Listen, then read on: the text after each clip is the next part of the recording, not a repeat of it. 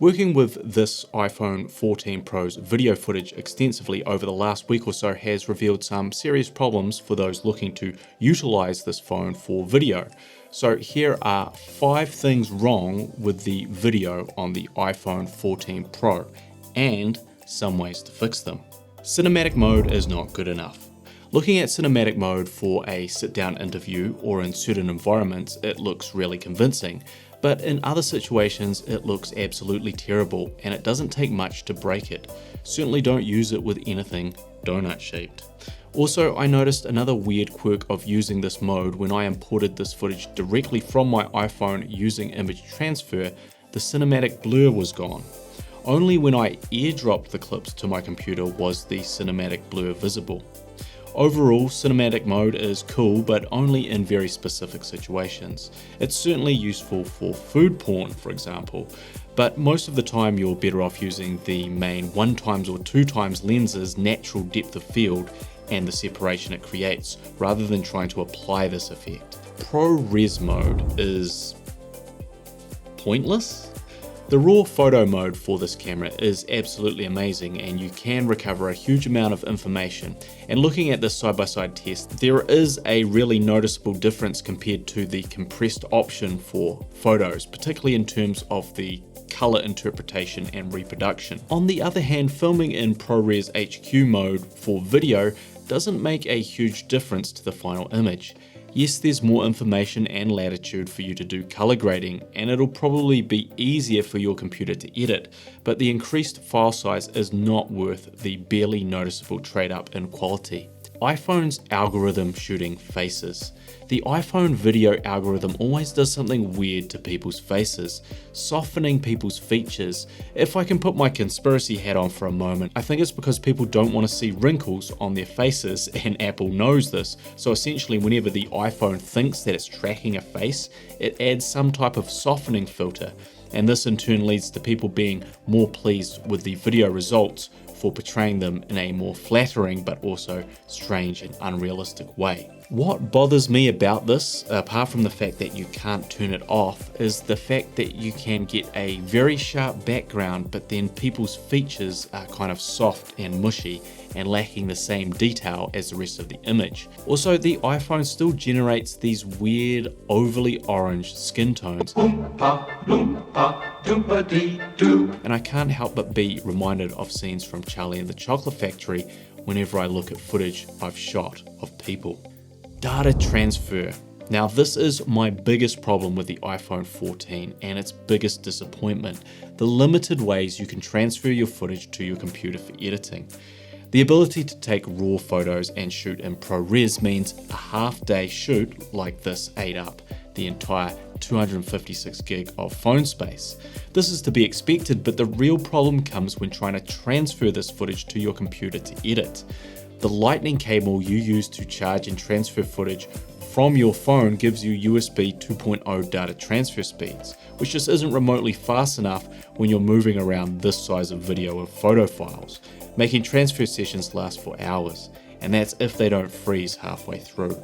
It's like jumping in a Ferrari and realizing the speed limit is capped at 25 miles per hour. The only other option is AirDrop wireless transfer, which is fantastic for small files, but for videos that are 50 gigs or more in size, it's just not reliable unless your wireless internet speeds are amazing. You're often likely to see the transfer fail or be interrupted rather than get through a giant video upload session. Also, AirDrop limits where you can upload this content to.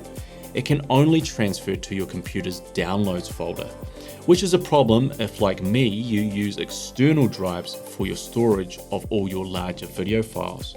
I don't actually have a spare 250 gigs of space on my computer to transfer this footage directly onto, but I can't change the AirDrop destination folder to another drive where I do have appropriate space. Both transfer practices are very lacking and fundamentally limited by technology way too old for the phone itself. HDR mode. The other thing to note about all of this beautiful iPhone footage is that it might take a lot of work to get it to look half as good on your computer as it does on your phone. The iPhone has an HDR display, which stands for High Dynamic Range, and when you take a photo or a video in HDR mode on your iPhone, it looks great. bring it into your computer for editing and it looks terrible. Unless you have an HDR monitor, this means you'll have to convert your footage back to the more conventional Rec 709 color space in your editing software on your computer to get your videos looking the same as they did when you shot them. This can be a bit of a complicated process depending on your edit software, and something that I had no idea about until starting to review this footage. You can turn off HDR mode on your iPhone and everything will look normal on your computer as you import it in. But then you're also throwing away some of the quality of what your iPhone can do. One of the ways I have enjoyed fixing iPhone footage to give it a more cinematic quality is running it through Dehancer, which is a film emulation plugin that makes your video look, well, more like film. Duh. Now, I've done a whole review of the Dehancer software, which you can watch here. It's one of my favorite plugins to utilize when color grading all my footage, but it can also be really incredible for taking iPhone footage and making it feel a lot less like iPhone footage. Take a look at some of these comparisons to see exactly what it can do, and use my code in the description for a 10% discount on the software.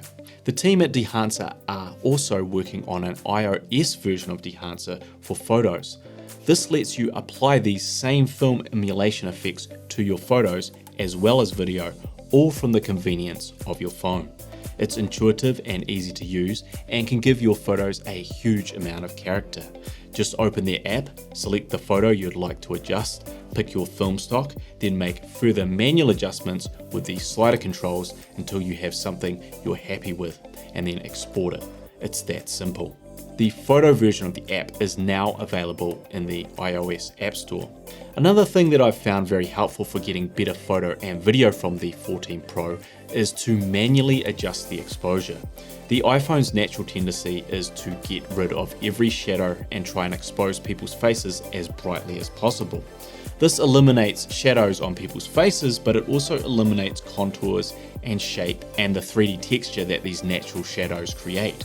You need to fight back by turning down your exposure and locking it manually before filming your video or taking your photo. I'm still a big fan of the iPhone for shooting video. It's the perfect vlogging and behind the scenes camera. And yes, if you absolutely had to, you could use it for more professional applications.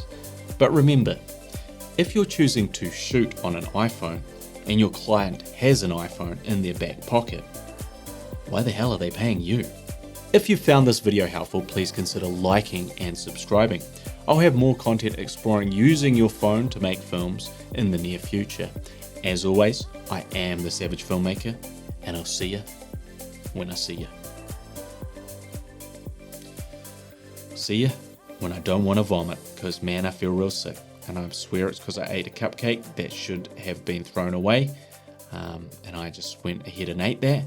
And then now reading this teleprompter script has also helped to make me feel very ill. Anyway.